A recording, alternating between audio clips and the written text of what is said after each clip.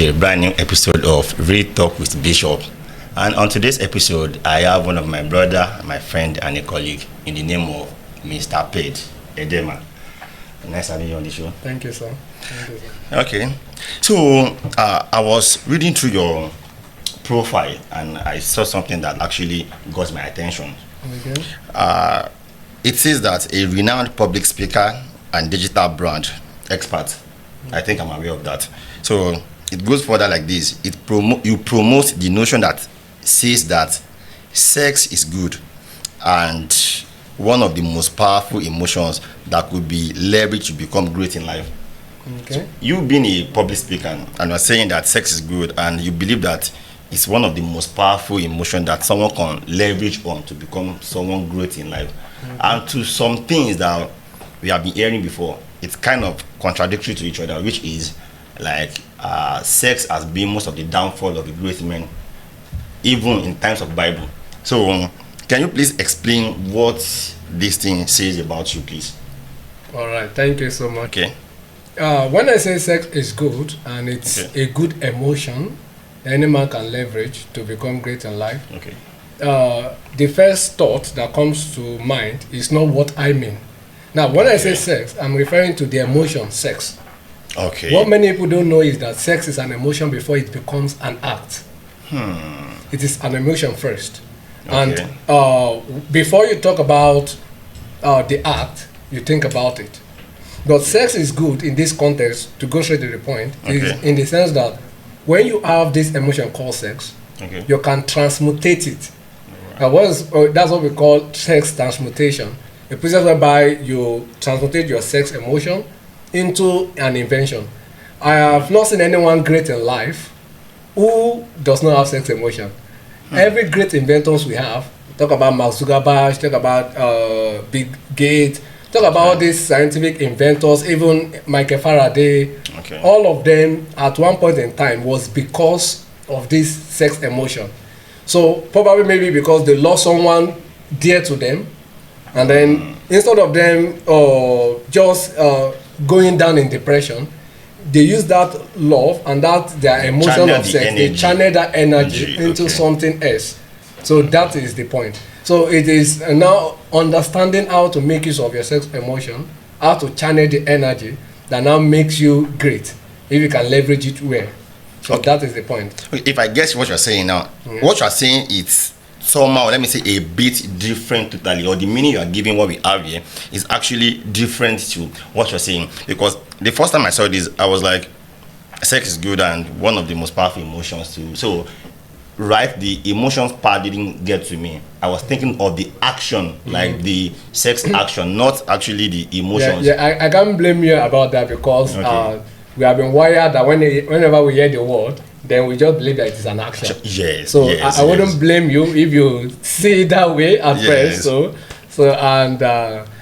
And I think some of your fans or your followers are actually listening to this now. We actually understand what you meant by this statement when they read this in your profile. Yes. But that will actually lead me to the first question I'll be asking you today, which is, since you are a public speaker and you have this statement which sex is good, stuff like that in your profile. So now, and like what you said, that when people hear about sex, the first thing that comes to people's mind is the action, not the emotions. So now, and I think this thing is due to people don't really talk about it outside. I think it's like a court thing. It's only the elderly people, the adult, that talks about it. So now I want to ask, which is, why is sex such a difficult topic to discuss outside? Because it's actually for the mature mind. It's a topic for the mature mind, and we believe that saying it outside, people that are immature, people that can read ulterior motives to what we are saying, might get to hear it and then they wouldn't even understand. Right, that is one of the reasons why I personally believe that it's not being loud. In fact, even as a student, when we are being taught in school, our teachers, when they want to introduce such topic to us, maybe in biology, the student will be laughing, meaning they even don't understand what it is. They will be laughing, even the teachers may even be laughing and may talk, will not be plain, all right? So that is because the topic is for the mature mind. That is why the topic is not being discussed. Right? So even though when we want to discuss it in an empowering way, there is a way you can discuss this topic. Yes. Yeah. Be it disempowering way, or be it in the demeaning way, or be it empowering way. Now, if we are even discussing in empowering way, we want to not be literal in our discussion or in the way we say it, and that is because it is for the mature mind.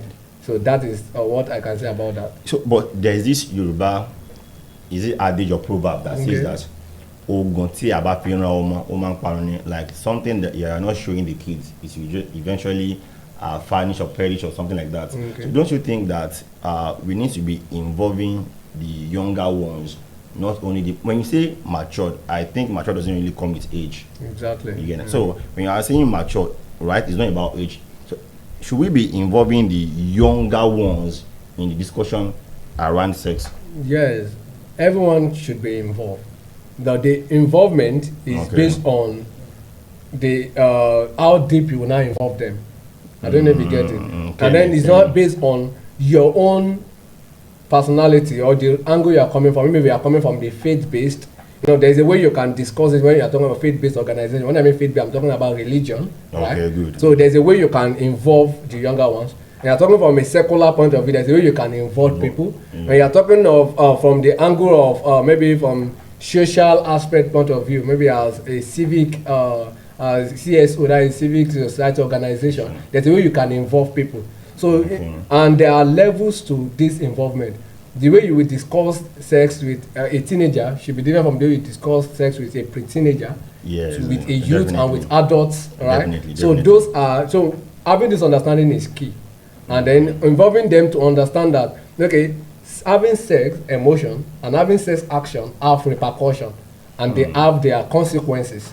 So, and whatever you want to do, it is just intelligent for you to know that everything I'm going to do, there is repercussion, there is consequence to every of my actions. So it's not involving people. It should not be based on fear. The way many people do it these days. Just make them to realize that, okay, this is it, and when you are doing it, these are probably the consequences of what might come out of it. Right? So, and these are ways to mitigate the consequences. Okay, if you don't want this to happen, this is what you should do. So, but now being skeptical or being afraid to explain or to talk about it, to me is a no-no. Okay. Yeah. So, okay, what about this? Maybe in your own church mind, you are trying to educate the younger ones that, okay, sex is good, it's not evil, it's not bad, but this actually, you have to do it. If you want to prevent this, you have to do this. Don't you think this may actually have negative impact on them? I don't understand what you mean by negative impact. What I'm saying is, at times you act based on what you are hearing, and if that thing is coming, maybe you are in church, your pastor was talking about sex, you are in school, your teachers are talking about it, you are in some different organizations and they're talking about it, and this thing you are hearing sex, and when they're talking about sex, they may actually be mentioning some sensitive parts in the gender. So maybe, don't you think involving them actually have negative impact? Maybe them thinking about it, fantasizing about the acts. Now, don't you think it might actually have negative effect on them? Negative. That's what I'm saying that I do not get. What do you mean by negative? The negative impact I'm talking about is them wanting to do it, them trying to actually do it. So how does them wanting to do it a negative effect or negative impact? They are teenagers, like what you said, that every actions there are consequences. Yes. So, and a teenager involving themselves in this kind of actions. Okay, the thing is this, sorry for cutting you short. Whether you inform them or you don't inform them, they know about it. Of course, probably not in the open.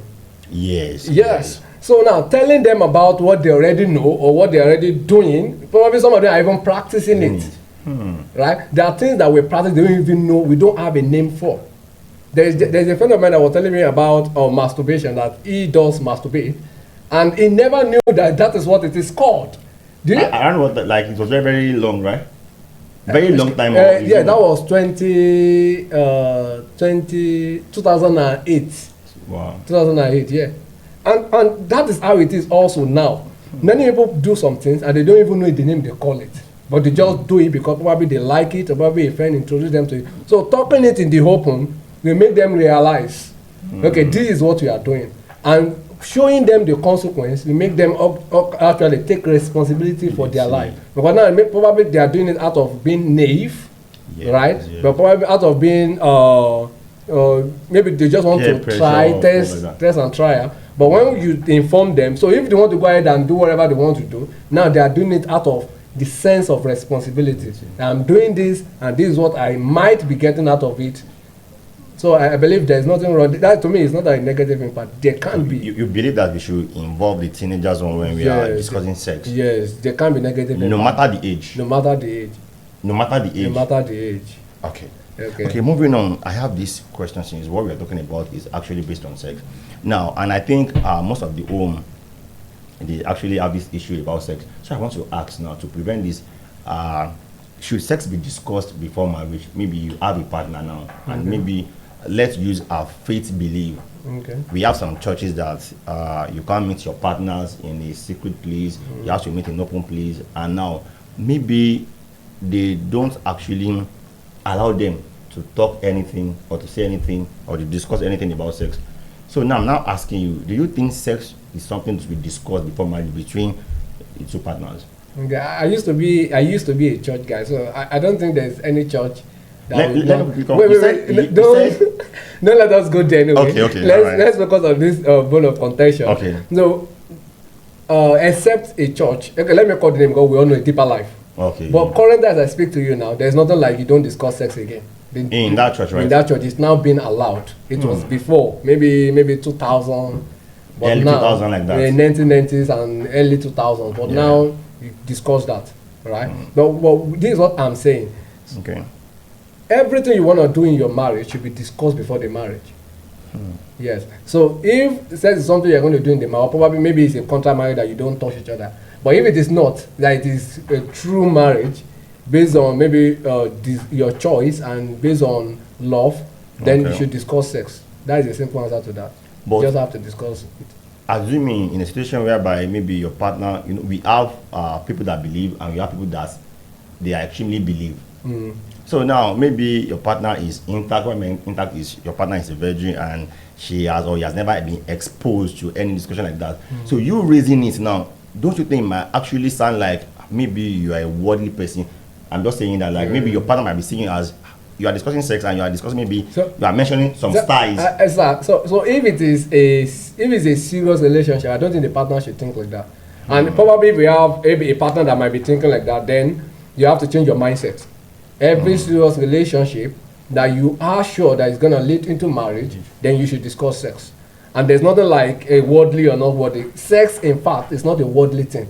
It probably is a worldly thing, because we find it in the world. Money is a worldly thing, right? Because we find it in the world. Yes, we are not going to take it to heaven. We do not bring it from heaven. Fine, it's a worldly thing. And in this context, and the context of your worldly, it means ungodly or it means bad. Yes, ungodly. And so ungodly. if to say that it is not a bad thing, in fact, be it in Christian, I've never seen in any in every sphere of life, it is never a bad thing. But we have some part of Christendom that their leaders don't actually marry, and if you don't marry, you can't have a child. And if you don't have a child, it means that you are not doing that. But they never said it is bad. They just said they want to stay celibate for the purpose of the ministry. No, I relate with such people like that. They never believe that it is unholy. Rather, it is just because for sacrament purpose, for them to be focused. Even Apostle Paul said in Corinthians, he said, I am not married. And the reason is because so that I can stay focused to my ministry. It wasn't because of it is unholy. Anything God created is holy. So to me, it is holy. Sex is an holy thing. This is a good thing. Okay. So you said everything God created is holy thing. So let me quickly ask this. These days we have a lot of various styles. Are you saying that all those various styles, they are also holy? What do you mean by various styles? Styles of what? When we are growing up, the only thing we know is missionary style. So now all this kind of BDSM and chain, someone will be a dominatrix, all this kind of a thing. Do you think it's also holy? Yes, they are all holy. They are all godly. As far as both of you are in agreement with it, it is not out of coercion, and it's not out of another person is forcing himself or herself. Is a prey. So If both of you agree now. Yeah, as far as you are in agreement with it. So that agreement is what binds it. So no matter how rough, how terrible, how the sex is, it's actually as good. far as you are both in agreement, nothing wrong with it. Okay, let's move on. I have something here now. You said sex is only thing because it was created by God, right? Good. So now, is it only in the marriage can we have sex, or even people in relationship can also enjoy sex? It's in agreement. It doesn't matter, maybe we are married or we are just doing boyfriend and girlfriend thing. As long as you are in agreement. You are not answering the question, sir. I have answered the question. The question is, do you think, or is it a sin that... No, we are not talking about sin or no sin here anyway. Okay. So I'm not going to discuss about that in this topic. Okay. Yeah, I'm not going to discuss a sin. But we ask, is it good if it is? If it happens outside marriage? It is good. As far as both of you are in agreement. You agree with that? That if sex happens outside marriage, it's actually good? Yeah, it's actually good. If it is both of you, the two persons are in agreement. So now, whether it is a this, is a that is based on your own faith and your belief. Okay. It's based on the belief system. Belief of your religious system that you accept. So I'm not going to be discussing that. I like that. I like your opinion about that. So actually, when I was reading through again in your profile, I saw that you are married. Okay. Where is that? I have it here in your profile that you are married. Okay. Is that true, or maybe? Yes, I'm married. You're married. Okay, good. So let me ask these things. When you were still dating, do you involve yourself in sex, or it's after marriage, or? And that is a personal thing. So I'm not going to discuss that. Yeah. Okay, I respect that. But now let me ask this question: can relationship survive without sex? It depends on who is involved. Can you please explain that? Yeah, I have been in relationship before. Before you got married? Yes, and without sex. For like how many months or how many years? For years. So it depends on the personality and individual involved in that relationship. Are you the part that says that no, I'm not going to do this, or your partner then insisted that no, I'm not doing this? In fact, I never see it as one of the objectives then. That it's a must or it's an objective of a relationship. Right? However, in a situation whereby there are situations whereby even you and your partner may say, okay, we are not going to involve in sex, probably because of your belief or because of what you both think you believe. And then the other partner is involving in that same sex with another person outside. We have seen that situation. I've experienced that situation. So what I'm trying to say now is that a particular relationship can survive without sex, of course. Okay. And it might also fall without sex. All right. If one of the partner desires it and the other partner does not want it. So it depends on individual involved in that relationship, their belief system. Okay. So will you say now, assuming we have two people that in a relationship and maybe initially they agree that we are not going to do this thing, we are not going to have sex in the relationship till we get married, but along the line, one is being like, oh, I want to do this thing now. Okay. So can you say that it's enough ground for the relationship to break? No, I'm not in the place to say whether a relationship break or not. I'm not in that place. I'm just saying my own opinion based on my own experience and my knowledge, right? So, but for that particular scenario, it happens that it can break if the other person so wants it, right? It happens. Meanwhile, if the other person also have understanding of how to speak and convince the partner that it's not necessary, fine. So the grounds relationship break are different and they are numerous. They may even just lies that a relationship breaks. Yes, so the grounds relationship break are different based on individual presence. So it's a peculiar thing. Okay. Yeah. So let's move on. I also have this question here that you being a married man, I think you'll be the best person to answer this. Okay. It goes like this: does good sex keep a marriage or relationship? You know, we have sex, we have good sex. It's two different things. So now it's not like can sex keep relationship again or marriage? Can good sex keep? Yes, it can, and it may not. So when you say keep, I would love to understand keep means. Can it be a bond that can actually tie it or unite two people together? Yeah, it can. It does really unite. That's what make that relationship work. If they are having a good sex. So what makes relationship work is more than good sex. Okay. But good sex can be one of it. Yes, so let me answer that way. So good sex make relationship work, but that is not the only thing that make relationship work or a marriage to work. Let's actually base it on sex now. Okay. You know, we have different type of people. We have some that they have high libido, or we have some that have low libido. So now, and when you're dating, you don't actually involve yourself in sex based on your religion belief that, okay, this thing is bad. We have some religion that says that, okay, outside sex outside the marriage is bad. Okay. It's evil and it can actually corrupt men or whatever they believe in. Okay. So now both of you didn't have sex. You discussed sex, right? But you know, when you're discussing something, you have never put it into action. You actually don't know how deep that thing is. Now you people are married now, and in the course of the marriage, you later discover that maybe one is too demanding for it. So how do you think that kind of thing will work out? They can engage in clinical support or medical support. Okay. Maybe the one with low libido can seek for medical support on how to increase, because in this scenario we have had several cases that it leads to cheating, it can even lead to breakup, but there is no problem or no issue that can be fixed. Agreed. If the two are willing to be together.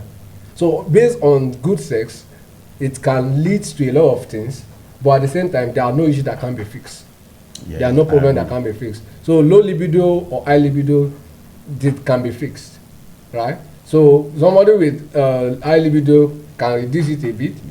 The one with low libido can increase it by eating some kind of diet and by taking some kind of supplement or medication. So all these things, as far as you take it serious. You know, many people don't take sex or good sex serious. They believe that it's just an addiction, but it's one of the major things in marriage especially. So when you take it serious, then there is no way why you should bring an issue. Or even if you want to bring an issue, then you find a way, a solution around it. Okay. So that is what I have to say about that. Okay, now I want to talk about sex ties in marriage. You are a married person. So is there a sex tie that's not only in marriage? No. Everything as far as it is in agreement. As far as it is in agreement with your partner, you are able to convince your partner and there is agreement on it. There is no sex tie that is holy, one is unholy. No. Okay. Moving on, I still have this question that it's kind of related to the last question I asked about where we have someone with high libido and we have someone with low libido, and now we have a partner that maybe every time maybe he's down or she's down, the person wants sex to just charge himself or charge herself up. So do you think it's normal? Do you think sex can actually revive someone? What I mean by that is someone that is down and he wants to have sex, and the person was like, you are down, you are sick. Maybe the man wants to have sex and the man is sick, or the woman wants to have sex and he's sick. And the person was like, you are down, you don't need this thing at the moment, you have to work. But the person is saying that, no, I want to do this thing. Do you think sex can actually revive someone? Yes, it can. How do you think that it can work? Someone that is already down. When you say down, you mean sick? Tired. Or tired? Yes, someone that's tired. It can recharge now because sex produces an hormone called oxytocin. This hormone is an hormone that is produced from the brain, and when it's discharged to the body, it makes you it makes you revived. It makes you agile. So to me, it can. It's possible to revive someone that is tired. You agree that maybe sex actually revives someone that is tired? Yes, it's possible. Has it ever happened to you before? Yes, several times. And you think sex actually solved it for you? That's what I said several times, because it is, at the end game, it produces oxytocin, which is an hormone which helps to get you emotionally excited. So that is it. So biologically, it can. But now, in the sense that, let's put like the woman is weak and she wanted it, the man is not weak. You know, some of the times it's the man that dominates. So now, a weak woman wanted sex, a man is not weak, and the way he handles the woman, don't you think he may actually lead to that thing? Maybe injured the woman. And what do you mean by handled the way? Most of the times it's the man that takes the charge, that takes the lead in sex. Most of the times, yes. I'm just saying most of the times. But now the woman is weak, and she wanted it. So now the man is agile, he's not weak, he's okay. Okay. And now, him taking charge with the woman that is weak, don't you think actually maybe injure or is understanding and is understanding and reading of the situation. So when you know that okay, this person is weak but still want it, and there's a way you will handle it. It's not every time you have to handle in agile or in maybe difficult very way. Strong way. Yeah. Okay, good. So it depends on understanding of the man, right, or of the woman, as the case. Or maybe it depends on the kind of the sex style they want to. Yes, that's why I say understanding. So when they understand the situation on ground, then they can. I was even thinking you want to say maybe the woman is weak and is not even willing to have sex. No. In that situation yourself, you can still understand with your man, and there's a way you can position yourself, and then it can still happen without you being stressed up. And like, what kind of position do you think it's okay for that kind of a scenario? A woman is weak or a man is weak and they still want to have sex. Like, what kind of position do you think is okay? You just lie down. The woman will lie down, the man will lie on top, or the man will lie down? Both will lie down. Okay. And then the woman will lie down, and then just ensure that the waist is behind, and then the woman waist, right? Yes, okay, is good. behind, and then the man will just penetrate from behind, sleep behind, close to the woman, and that will happen without stress to the woman. I think that can actually release the stress from anyone which is actually yes, it can. It's possible. So I like this position. So rounding everything up now, like, what advice will you give couples going through sex issues, maybe the issues they're having in their marriage, it's sex? What advice will you give them? Yeah, everything boils down to the mind. It's the mind. So the first thing is you need to see sex as something that is crucial, because any marriages where they are going through issue of sex is because one of the partner sees sex as by the way, or maybe for just procreation. What do you mean by procreation? Giving birth alone. Yeah. It is not for that. So when you can take that away from your mind, that sex is for satisfying my partner, that is the first solution.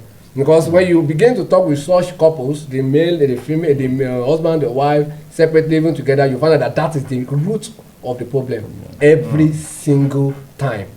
So when this is being taken away, other things, maybe medical attention, maybe low libido, or maybe other things will now be sorted out and will now be will now be solved. But that mindset is the first thing, is the root of this issue. When one is thinking that sex is not that important. It's not that important. It's not that important. And then the question will be shown Jenny.